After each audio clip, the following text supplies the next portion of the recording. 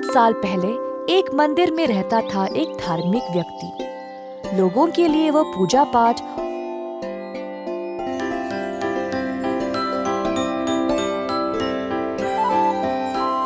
और पूजा की बैठक का प्रबंध करता था। इन सब से ही वह अपनी रोजी रोटी कमाता था।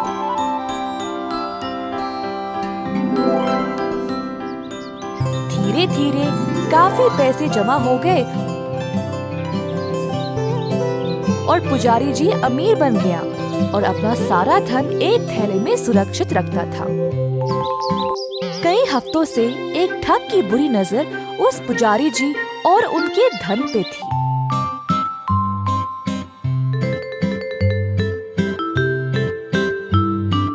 एक दिन वो आदमी गया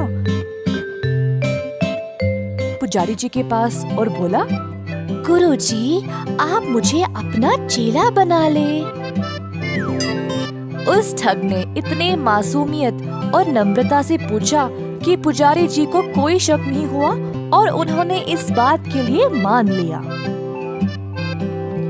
एक दिन पुजारी जी को उनके अपने एक चेले से निमंत्रण मिला जो पास वाले गांव में रहता था। पुजारी जी और ठग दोनों उस गांव के लिए निकल पड़े।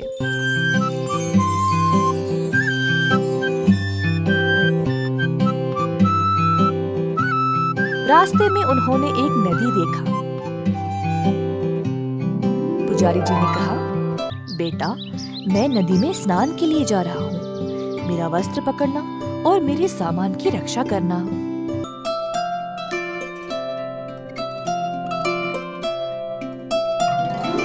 ऐसा कहकर पुजारी जी स्नान करने चले गए। वो ठगी इंसान इसी सुनहरा मौका के इंतजार में था। पुजारी जी का पैसों का थैला लेके वहां से गायब ही हो गया। जब पुजारी जी वापस लौट आए तो उनको अपना चेला कहीं नजर आया ही नहीं। बस उसी समय उनको अपनी गलती का एहसास हुआ कि उन्हें एक अजनबी पे विश्वास नहीं करना चाहिए था।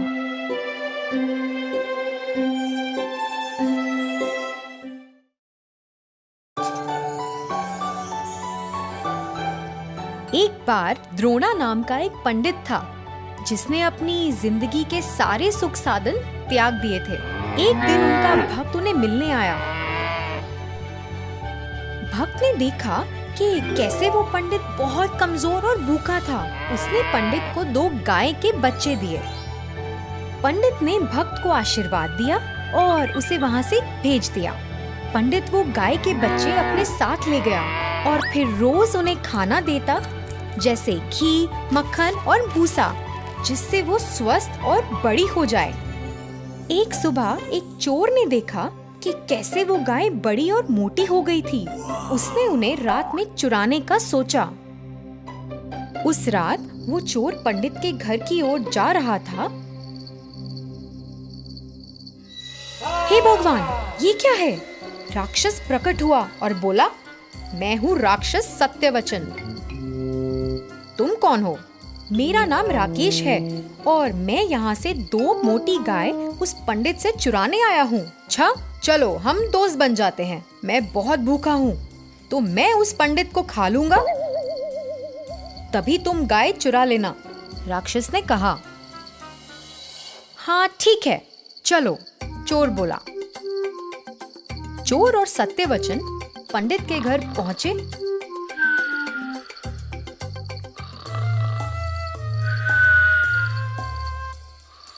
और उसके घर में झांके। उन्होंने उसे सोते देखा और सत्यवचन तो उसे खाने का इंतजार कर रहा था। जब उन्होंने पंडित को खराटे लेते देखा, वो घर में घुस गए। राक्षस बोला, चलो अब मैं इसे खाऊंगा, मैं बहुत भूखा हूँ। फिर चोर बोला, नहीं नहीं, हमें थोड़ा इंतजार करना चाहिए। मैं पहले गाय चुराऊंगा, नहीं तो पंडित उठ जाएगा। नहीं, अगर गाय ने आवाज की फिर मैं रह जाऊंगा। राक्षस बोला। दोनों आपस में बहस करने लगे और इतने में पंडित की नींद खुल गई।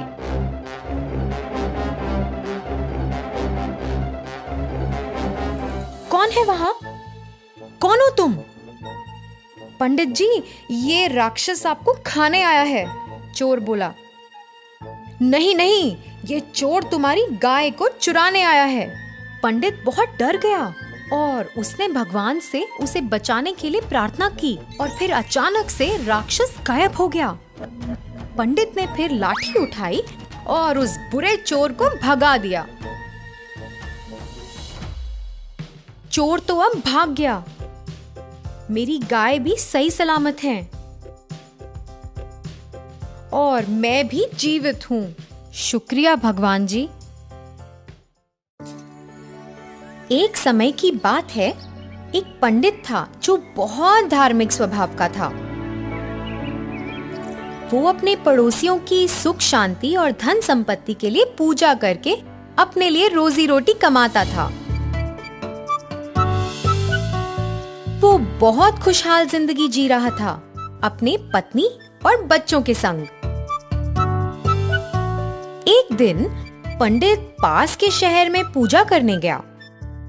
जब पूजा समाप्त हुई, उसे पैसे की बजाय लोगों ने एक बकरी और कुछ केले दिए। पंडित ने खुशी से सब स्वीकार किया। उसने बकरी को अपने कंधे पर उठाया और केलों को अपने हाथों में पकड़ के अपने घर की ओर चल दिया। उसने सोचा, ये लोग कितने अच्छे हैं, मुझे एक बकरी और केले दिए हैं, जो कुछ हफ्तों के लिए मेरे लिए बहुत होंगे। मैं खुशी से अपनी पत्नी और बच्चों के संग रह सकता हूँ। ऐसे ही उसने गांव पार किया, 3 चोरों ने उसे अकेले नदी के पार जाते हुए देखा और सोचा कि वो उससे बकरी चुरा लेंगे। हमें वो बकरी अपने लिए लेनी है। एक चोर ने कहा, हमारा आज का खाना तो हो गया, अभी के लिए वो केलों का गुच्छा हमारी भूख मिटा देगा। दूसरे चोर ने कहा, जो भी है, हमें जल्दी तय करना है। तीसरे चोर ने बोला। तीनों चोर उस पंडित का पीछा करने लगे, पर उस पंडित को कुछ भी पता नहीं चला। उन्होंने सोचा कि वो उस पंडित को पकड़ के उसे तंग करेंगे। नदी को पार करते हुए पंडित ने केले का छिलका देखा। जैसे जैसे वो चल रहा था, तीनों चोर उसके गुच्छे में से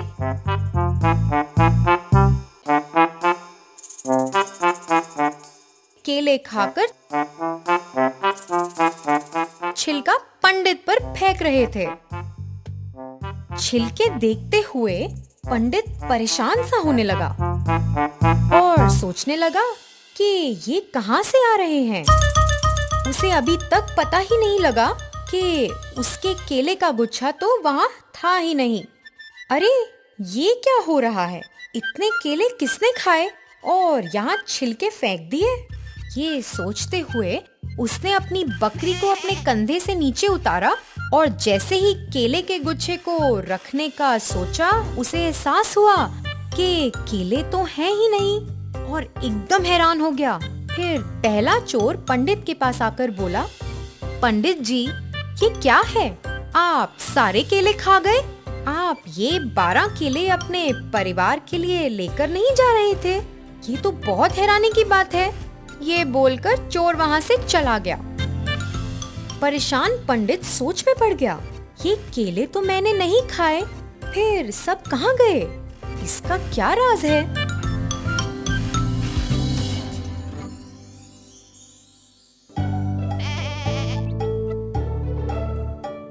पंडित फिर चलता बना। कुछ देर बाद बाकी के 2 चोर आए। राम राम पंडित जी, मुझे तो विश्वास ही नहीं हो रहा कि आप क्या कर रहे हो। दूसरा चोर बोला।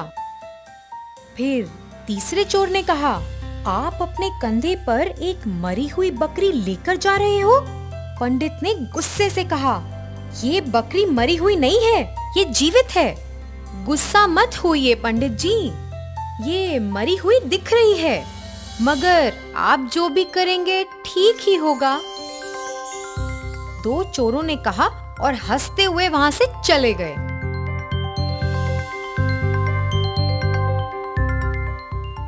फिर पंडित ने सोचा, ये क्या चल रहा है? क्या मैं मूर्ख हूँ या वो मूर्ख हैं? तभी तीसरा चोर आया और बोला, अगर लोगों ने आपको ये मरी हुई बकरी अपने कंधे पर ले जाते देखा तो वो तो सोचेंगे कि आप पवित्र पंडित नहीं हो। फिर वो आपको रस्मों और पूजा में नहीं बुलाएंगे। फिर आपके आदर का क्या? ये बोलकर वो चला गया। अभी तक 3 लोग मेरे पास आकर कुछ बोल कर गए हैं। ये कुछ शातिर इरादा लगता है। पंडित बहुत घबरा गया और अपनी बकरी को वहीं छोड़कर वहां से भाग गया। तीनों चोर पंडित की मूर्खता पर बहुत हंसे और खुशी से बकरी को लेकर वहां से चल पड़े। धन्यवाद बच्चों। मुरली नाम का एक व्यक्ति रहता था। उसके 2 बच्चे थे जिनका नाम था वीर और धीर। वो अपने दोनों बेटों की बहुत अच्छी देखभाल करता था। जैसे ही वीर और धीर बड़े हो गए, मुरली ने उनकी उच्च शिक्षा के लिए परिवार को एक शहर में ले जाना चाहा, लेकिन वह दुविधा में था कि शिक्षा के लिए कुछ धन कैसे इकट्ठा किया जाए। इसलिए उसने घर को बेचने का फैसला किया। उसने सोचा कि पैसा शहर में उनकी जरूरतों को पूरा करेगा। उसने तुरंत इन विचारों पर अमल किया और घर बेच दिया। अब उसे गांव में चोरों से डर था और वो पैसों को छुपाने के लिए एक सुरक्षित जगह के बारे में सोच रहा था। उसने अपने घर के पीछे एक छोटा सा गड्ढा खोदा और उसमें पैसे छिपा दिए। बच्चे उस खुदाई की आवाज से जाग गए। वीर और धीर देख रहे थे कि उनके पिताजी आधी रात में क्या कर रहे थे। वे दरवाजे तक गए और अपने पिताजी को गड्ढे में पैसे छिपाते और फिर घर वापस जाते हुए देखा। बच्चों, क्या तुम अभी तक सोए नहीं? आप आसपास नहीं थे और हम आपको खोज रहे थे। मैं उस नकदी को छुपा रहा था जो इस घर को बेचने से आई थी। नया मालिक कुछ दिनों में आ जाएगा। आप दोनों अपना सामान बांध लो। अब तुम्हें आराम करने की जरूरत है। कुछ ही देर में सब सो जाते हैं। कुछ देर बाद वीर देखता है कि उसके पिता और भाई सो रहे हैं और वह धीरे धीरे छिपे हुए धन की तलाश में पिछवाड़े में चला गया। अचानक वह लड़खड़ाया जब उसने कंधे पर कुछ महसूस किया तो उसने पाया कि वह उसका भाई है। वे वहां पर एक दूसरे को देखकर चौंक जाते हैं। अरे, तुम क्या कर रहे हो? अरे, तुम बताओ, तुम क्या कर रहे हो? मैं पिताजी द्वारा छिपाए गए धन की खोज कर रहा था। हाँ, मैं भी। ओह अच्छा, फिर एक साथ खोजते हैं। उन्हें रात में छिपी हुई जगह नहीं मिली। वे अपने पिता के जागने से पहले सुबह उस जगह का पता लगाने का फैसला करते हैं। उन्होंने पैसे मिलने पर उसे समान भागों में बांटने की सहमति जताई। इस दौरान मुरली अचानक उठा और उसने देखा कि उसके बच्चे बिस्तर से गायब हैं। वे उनकी तलाश में आया और उन्हें बात करते हुए सुना। हे भगवान, मैंने हमेशा तुम बच्चों को कितने प्यार से पाला है। मैं हमेशा तुम्हारे लिए अच्छा सोचता था और तुम्हें अच्छी शिक्षा भी देना चाहता था, लेकिन तुमने अपने ही पिता को धोखा देना चाहा। मुझे इन दोनों को सबक सिखाने की जरूरत है। अपने बच्चों को सोने के लिए आते देख मुरली भी सोने चला गया, लेकिन वह अपने बच्चों से बहुत निराश था जो उसे धोखा देना चाहते थे और पैसे को समान भागों में बांटना चाहते थे। मुरली बहुत दुखी था और उन्हें सबक सिखाना चाहता था। उसने तुरंत नकदी को उस जगह से हटा दिया जहां उसने उन्हें छुपाया था और गांव से चला गया। अगली सुबह वीर ने देखा कि उसके पिता घर से गायब हैं और उसने, धीर जागो, जल्दी जागो। अरे क्या हुआ? अरे ऐसा लगता है जैसे पिताजी काम के लिए गए हैं। आओ चलो और छुपे हुए पैसों की तलाश करें। धीर अपनी नींद से उठता है और अपने भाई के साथ पिछवाड़े की तरफ चलता है। पहुंचते ही उन्हें एक गड्ढा मिला जो पहले से ही खोदा गया था। अरे ऐसा लगता है कि पिताजी ने जगह खोद ली है और पहले से ही छिपे हुए गड्ढे से पैसा ले लिया है। अपने भाई की बात सुनकर वीर सोचता रहा। वे दोनों घर में भागे और अपने पिता का कोई सामान नहीं पाया, लेकिन उन्हें कमरे में हवा के साथ एक कागज फहराता हुआ मिला। जैसा कि वीर ने पत्र खोला, यह उनके पिता ने लिखा था। उसमें लिखा था कि वे उन्हें छोड़ रहे हैं और उन्हें सबक सिखाने के लिए दूर जा रहे हैं, क्योंकि उनके बच्चों ने उन्हें धोखा दिया और उनके पास मौजूद एकमात्र धन चुराने की कोशिश भी की। बच्चों को अपनी गलती का एहसास हुआ और उसी समय नया मालिक घर पहुंच गया। उन्हें अब घर से निकलना था। क्योंकि उनकी माँ नहीं थी, मुरली ने उन्हें बहुत प्यार और दुलार से पाला, लेकिन उसके बच्चों ने उसे धोखा देने की कोशिश की और इसलिए वह दूर जाकर उन्हें सबक सिखाना चाहता था। लेकिन अब एक पिता क्या करता? तो उसने उन पर नजर रखनी शुरू की। वह ये नहीं देख सकता था कि उसके बच्चे किन परेशानियों का सामना कर रहे हैं और उसने अपने दोस्त कुमार के माध्यम से एक सुझाव भेजा। उसने कुमार से कहा कि वे उसके बच्चों को कुछ नौकरी खोजने का सुझाव दे, ताकि वे कुछ पैसा कमा सकें और अपनी भूख को संतुष्ट कर सकें। बच्चों ने सुना कि उनके पिता के दोस्त ने उन्हें क्या सुझाव दिया है और उन्होंने अपनी भूख को कम करने के लिए नौकरी की तलाश करने का फैसला किया। वे दिहाड़ी मजदूर के रूप में काम करने लगे। जैसे जैसे दिन बीतते गए, वीर और धीर को एहसास होने लगा कि वे अपने पिता के प्यार को बहुत याद कर रहे हैं। वीर और धीर ने 24 घंटे मेहनत करनी शुरू कर दी। वे अच्छी कमाई करते थे और उन्हें बहुत समझदारी से खर्चते भी थे। रहने के लिए खर्च किए गए पैसे के अलावा उन्होंने बाकी पैसे बचाए। बचाए गए पैसों से वे दोनों एक छोटी सी चावल फैक्ट्री के मालिक बन गए। जैसा कि उन्होंने अपनी सारी मेहनत की कमाई इस छोटे से कारखाने में लगा दी है, वे समझदारी से काम लेते थे और दिन ब दिन अपनी कमाई बढ़ाने लगे। पिता मुरली अपने बच्चों के बारे में नियमित जानकारी एकत्र करते थे। उन्हें पता चला कि उनके बच्चों ने अपनी कड़ी मेहनत के साथ एक छोटे से कारखाने का मालिकाना हक हासिल किया है और दिन ब दिन अपनी कमाई को बढ़ाते हुए प्रसिद्धि भी हासिल की है। उसने अपने घर के पैसों से अपने बच्चों के लिए 2 कंगन लिए। बच्चे हमेशा अपने पिता के प्रति की गई बड़ी गलती के लिए पछतावा कर रहे थे और वो माफी ना मांग पाए। लेकिन जैसे ही वीर और धीर ने अपने पिता को उनके पास आते देखा, वे उनके पास पहुंचे और उन्हें गले से लगा लिया। मुरली ने अपने दोनों बेटों की खुशी खुशी शादी करवा दी और उन्हें वो 2 कंगन उपहार में दिए। एक बार फिर खुशहाल परिवार एक साथ आ गया। तो बच्चों, इस कहानी से हमें क्या सीख मिलती है? हमें लालची होने और दूसरों के खिलाफ साजिश करने के बजाय अपने जीवन में कड़ी मेहनत करके सफलता हासिल करनी चाहिए।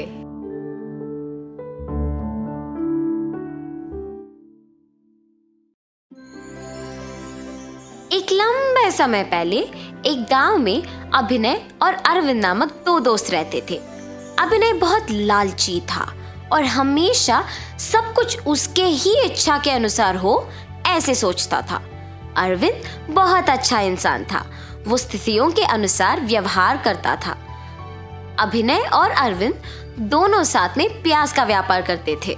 जो प्याज वो बेचते थे उनको वो प्याज की खेती करने वाले किसान से कम पैसे देकर ज्यादा मात्रा में खरीद के दाम बढ़ा के बेचते थे।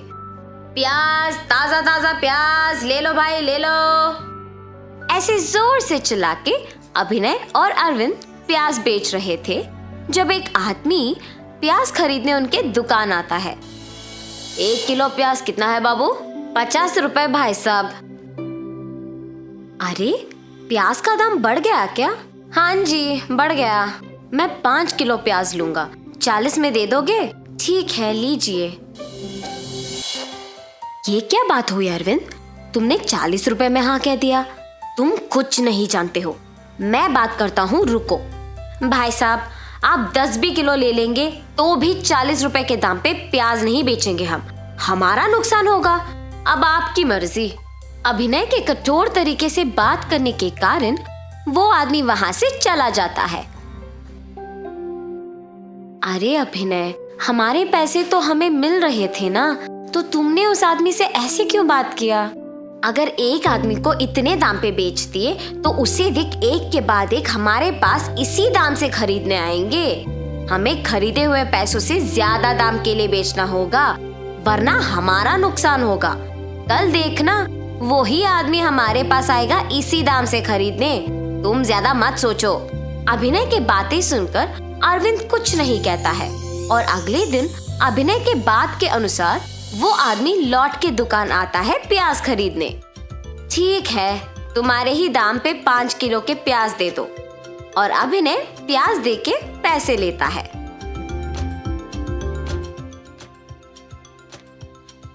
देखा तुमने अरविंद, अगर कल हमने 40 के दाम पे बेचा होता तो 50 रुपयों का नुकसान होता। अभिनय, हमेशा ऐसे जिद्दी होना अच्छा नहीं है। हमें परिस्थितियों के अनुसार चलना होगा, वरना बहुत कठिनाइयों का सामना करना पड़ेगा। है, तुम्हारे कहे के प्रकार करेंगे तो सिर्फ नुकसान मिलेगा। अरविंद अपने दोस्त के खिलाफ ना जाने के इरादे से उसे कुछ नहीं कह पाता है। दुकान में प्याज कम होने के कारण अगले दिन दोनों प्याज खरीदने जाते हैं। अरविंद, इस बार हमने प्याज को ज्यादा दाम पे खरीदा है, इसलिए हमें इनको ज्यादा दाम पे बेचना होगा। ठीक है अभिनय। ऐसे प्याज को ध्यान से बेचने लगते हैं। प्याज को खरीदने के एक दिन बाद उनका दाम बहुत गिर जाता है और ये बात अरविंद को हर रोज की तरह अखबार पढ़ने के कारण अभिनय से पहले पता चलता है। मुझे ये बात तुरंत अभिनय को बताना चाहिए, वरना वो सबको दाम बढ़ा के बताएगा और प्याज नहीं बिकेंगे। और ऐसे अभिनय को बताने जाता है। अभिनय, अभिनय, क्या हुआ अरविंद? क्यों इतना जोर से चिल्ला रहे हो? प्याज का दाम बहुत घट गया। अब तुम दुकान पे आए हुए लोगों को ज्यादा दाम बोल के वापस मत भेजो, बाद में हम ही लोगों को पछताना होगा। क्या तुमने इसीलिए इतने जोर से चिल्लाया? इसमें कौन सी बड़ी बात है? कुछ दिनों में दाम वापस बढ़ जाएगा। इतना ही नहीं, हमें सबसे पहले किसानों के पास जाके सारे प्याज खरीद लेना होगा, ताकि गांव में किसी और के पास बेचने के लिए प्याज ही ना हो। दाम बढ़ने तक हम प्याज को छुपा लेंगे। मगर अभिनय, अगर हम तब तक इंतजार करेंगे तो प्याज खराब हो जाएगा ना, उसके बाद हम ही पछताएंगे और अब जितना पैसे भी नहीं मिलेंगे। अरविंद, तुम ऐसे क्यों सोचते हो? मेरे सोच के अनुसार करेंगे तो ज्यादा पैसे मिलेंगे। इस बार के लिए मेरी बात सुनो बस। ठीक है अभिनय, तुम्हारी मर्जी। और अरविंद अपने दोस्त के मनाने पर प्याज ना बेच के ऐसे ही रखता है और इंतजार करता है कि कब दाम बढ़ेंगे। ऐसे बहुत दिनों के बाद अभिनय को पता चलता है कि प्याज के दाम बढ़ गए हैं और दोनों प्याज बेचने निकलते हैं। दुकान को जाके निधानी से प्याज नीचे लाके 1 किलो को 300 रुपए में बेचना शुरू करते हैं। गांव में कहीं और प्याज न मिलने पर दाम का बढ़ना लोगों को आश्चर्यचकित कर देता है। लोगों को प्याज की जरूरत है और कोई चारा ना होने पर वो 1 किलो के 300 रुपए दे के खरीदते हैं। इसके कारण अभिनय और अरविंद के व्यापार में बहुत लाभ होता है। इससे अभिनय का लालच अधिक हो जाता है। वो अरविंद की बात बिल्कुल नहीं सुनता है और इस अभ्यास को नियमित करता है।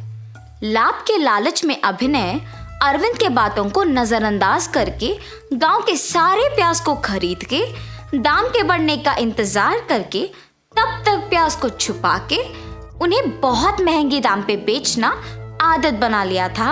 ऐसी समय में एक बार प्याज के दाम बढ़ने का इंतजार दिनों से महीनों में बदलना शुरू हो जाता है। प्याज को निधानी पे रखे बहुत दिन हो जाते हैं। अरविंद को दुकान में से बदबू आती है। जब वो जाके निधानी जांचता है तो देखता है कि सारे प्याज सड़ जाते हैं। अरविंद तुरंत अभिनय को बुला के उसे सड़ी हुई प्याज दिखाता है। नुकसान पाकर अभिनय को उसकी गलती का एहसास होता है। उसकी लालच और स्वार्थ के कारण नुकसान होना और अरविंद की बात ना मानना उसे बहुत दुख करता है।